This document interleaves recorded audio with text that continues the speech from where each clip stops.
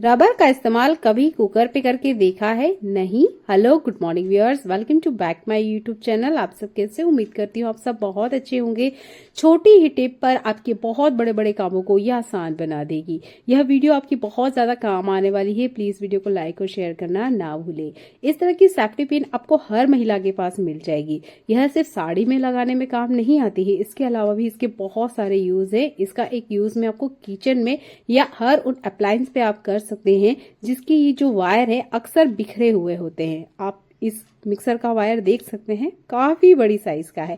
अगर इसे हम ठीक से नहीं रखेंगे तो देखिए आधा किचन तो हमारा इसी से मैसी होगा और इस तरह की काफी चीजें आपके भी घर में होगी जिसमें कुछ इस तरह के वायर का यूज किया जाता है। आप जैसे भी इनकी फोल्डिंग करते हैं, एक सिंपल वाली फोल्डिंग जो कि हर कोई करता है वो मैं आपको करके दिखा रही हूँ।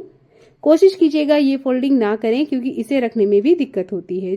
आपके पास जैसा भी इलेक्ट्रॉनिक अप्लायंस है कोशिश कीजिएगा उसके ऊपर ही आप लपेट दें। मैं तो सिंपल आपको एक मिक्सर जार ही दिखा रही हूँ। देखिए इसके ऊपर मैं कुछ इस तरीके से लपेट रही हूँ। इससे क्या है, ये वायर सब दूर नहीं फैलेगा। अब इसे फोल्ड तो हमने जैसे तैसे कर लिया, पर अगर हम यहाँ पे कुछ लगाएंगे नहीं तो ये वायर फिर से बिखरेगा। तो एक सिंपल सी चीज मैं आपको बता रही हूँ, ये आपके पास भी होती है और हर महिला के पास आपको मिल जाएगी। आपने सेफ्टी पिन का यूज करना है। ये बड़ी वाली सेफ्टी पिन है, ये हर किसी के पास होती है। आपने वायर पे कुछ इस तरीके से लगा देना है। जब आपका इस्तेमाल हो जाए उसके बाद में फिर से इसमें रख दीजिएगा। देखिए बहुत छोटा सा ये टिप देखने में लगता है पर हमारे बड़े बड़े कामों को ये आसान कर देता है। इसी तरीके से आप टीवी, जो भी अप्लायंस आप इस्तेमाल करते हो आपके घर में, फ्रिज का वायर हुआ, washing machine, hair dryer, micro oven जिसके वायर अक्सर बिखरे हुए होते हैं, स्पेशल चार्जर पे भी आप इस ट्रिक का इस्तेमाल कर सकते हो। फिटकरी का इस्तेमाल ज्यादातर हम महिलाएं दूध को फाड़ने के लिए या पनीर बनाने के लिए ही करती हैं, पर इसके अलावा भी आप इसका बहुत अच्छा इस्तेमाल कर सकती है। आप यहाँ पर फिटकरी का पाउडर भी ले सकते हैं। मैंने खड़ा ही फिटकरी लिया है। अगर आप फिटकरी पाउडर लेते हो तो लगभग आधा चम्मच लीजिएगा।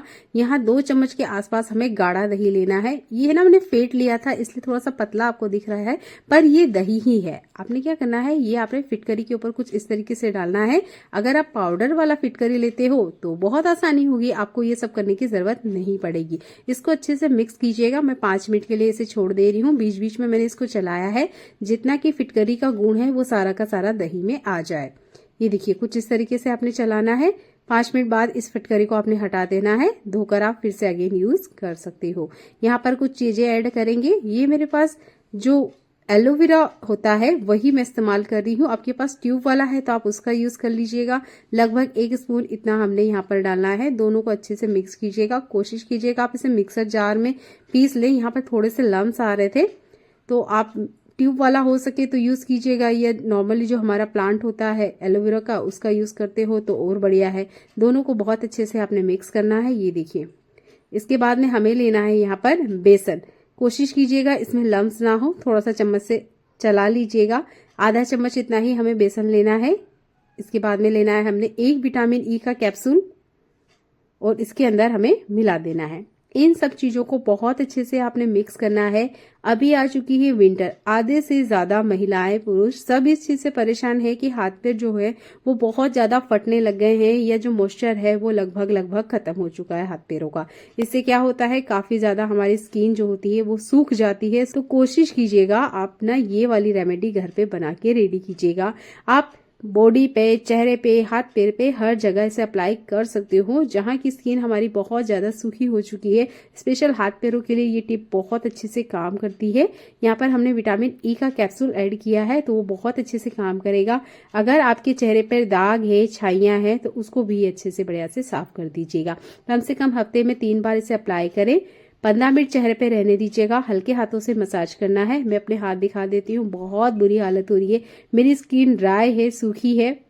आप कितना भी मॉइस्चराइजर क्यों ना लगा ले, 2 से 3 घंटे बाद वो ठीक से काम नहीं करता है। तो कोशिश कीजिएगा कि इस तरह की रेमेडी आप घर पे बनाएं। हफ्ते में अगर 3 बार भी आप इसे यूज करते हैं तो इस विंटर सीजन आपके हाथ पैर खिले खिले रहेंगे। इसमें सूखापन या जो ड्राइनेस होती है वो नहीं आएगी। देखिए जैसे मैं आपको लगा के बता रही हूँ, कुछ इस तरीके से आपने इसे चेहरे, हाथ पैर पे लगाना है और हल्के हाथों से मसाज करना है। आपने इसे तब तक अपने चेहरे या हाथ पे रखना है जब तक ये ड्राई या सूखा ना हो जाए।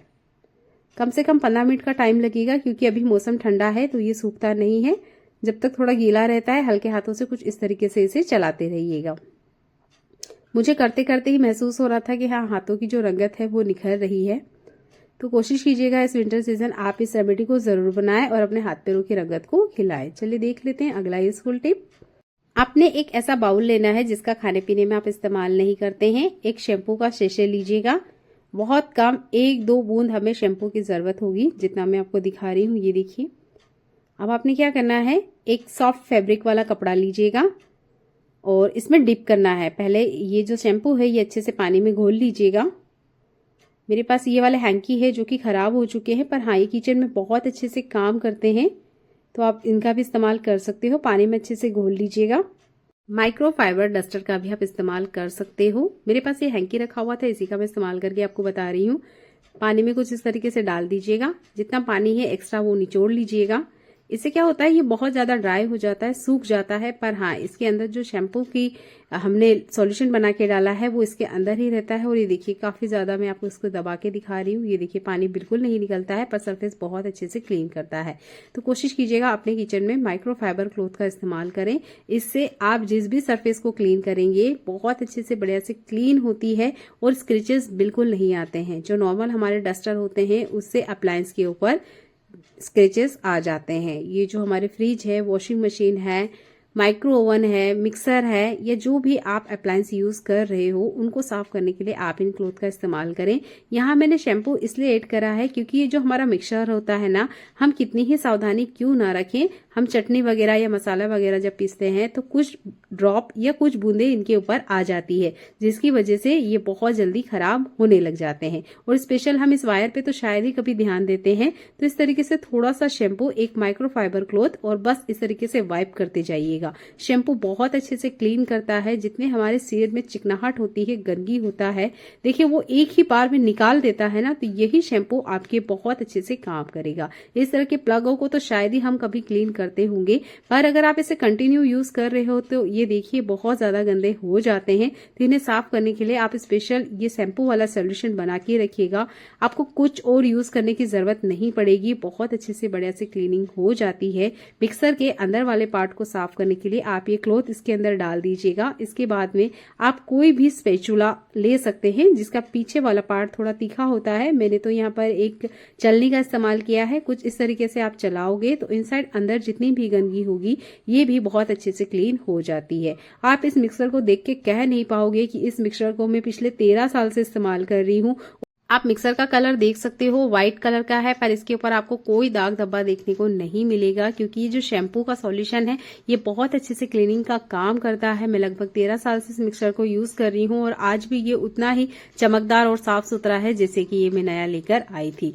सिंपल से हैक है, कोशिश कीजिएगा आप इन्हें इस्तेमाल करें। स्पैचुला के पीछे वाले पार्ट से इनसाइड अंदर की तरफ आप क्लीन कर सकती हो। ये बजाज का है और जब मैंने इसे खरीदा था ये मात्र सिर्फ 2500 रुपए का था।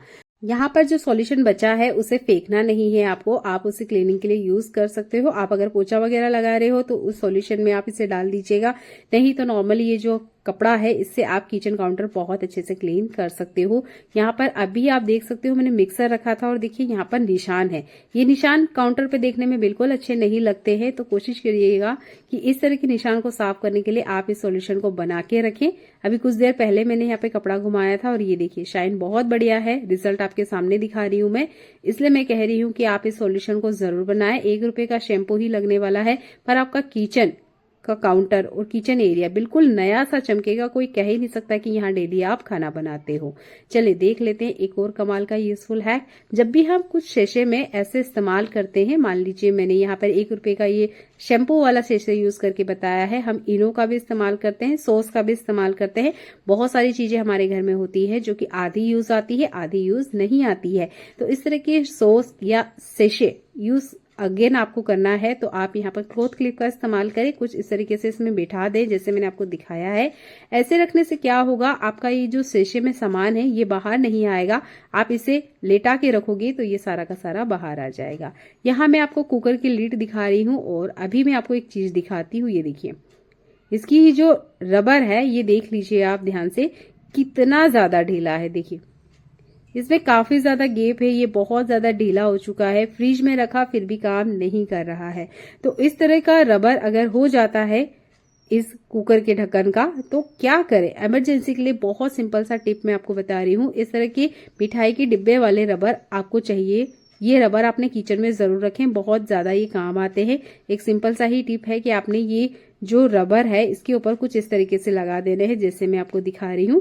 थोड़ा टाइट कीजिएगा, एक बार और लगा के दिखा देती हूँ मैं आपको। ये देखिए, कुछ इस तरीके से इसके ऊपर लगाना है। ये जो रबर होता है ना, बहुत अच्छे से काम करता है। एक और रबर लगा लेते हैं क्योंकि रबर थोड़ी ज्यादा ही ढीली है। मिक्सर जार की जो लीड होती है उसका रबर भी अगर ढीला है तब भी आप इन रबर का इस्तेमाल कर सकते हो। ये देखिए, मैं इसके ऊपर आपको बिठा के दिखा रही हूँ। जैसे ही ये इसके ऊपर बैठेगा बहुत अच्छे से सेट हो जाएगा। अब आप इसे कुकर में लगा लीजिएगा। यकीन करके देखिए, एक बार जब आप इसे यूज करोगे तो इमरजेंसी के लिए ये टिप आपके बहुत ज्यादा काम आएगी, क्योंकि ये रबड़ अक्सर हमारे घर में होते हैं और जब इसका लीड पे रबड़ ढीला होता है तो हमारा जो भी खाना है वो सारा का सारा बाहर आ जाता है। सीटी वगैरह लगती है, पता ही नहीं चलता है, क्योंकि सारी गैस साइड में से निकलती रहती है। इमरजेंसी के लिए आप इन रबड़ का इस्तेमाल कर सकते हो। कुछ इस तरीके से इसके ऊपर बैठा दीजिएगा। उम्मीद करती हूँ ये वाला टिप भी आपको बहुत ज्यादा पसंद आया।